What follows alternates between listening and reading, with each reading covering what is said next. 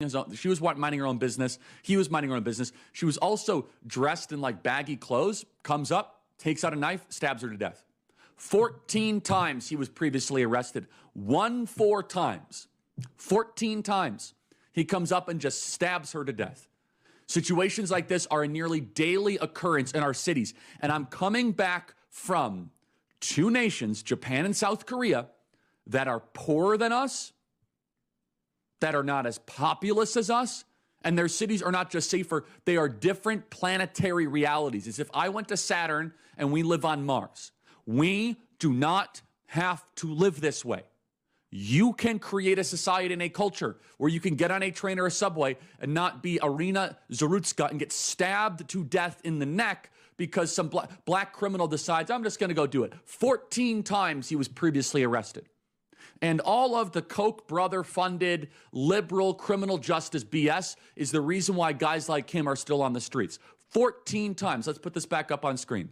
And Irina Zarutska, why did she come to America? She was fleeing violence in Ukraine. It turns out it's more dangerous on subways in Charlotte, North Carolina than a war zone in Ukraine.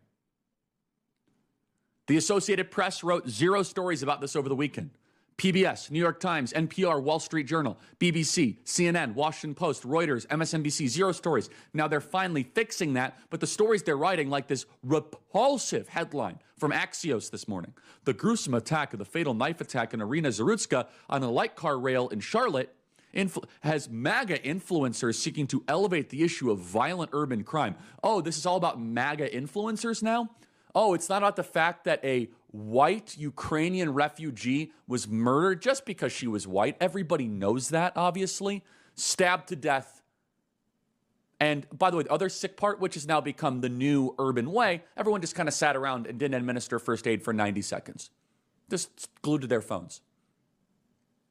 We don't have to live this way. She survived a war but couldn't survive progressive criminal justice reform. We should be more like Seoul in Tokyo. The focus of our leaders trying to say, well, we need criminal justice reform. We need more people in jail. We do not have enough people in prison in America. We do not have enough people in jail. We don't have enough people that are arrested on the side of the streets. That is a constant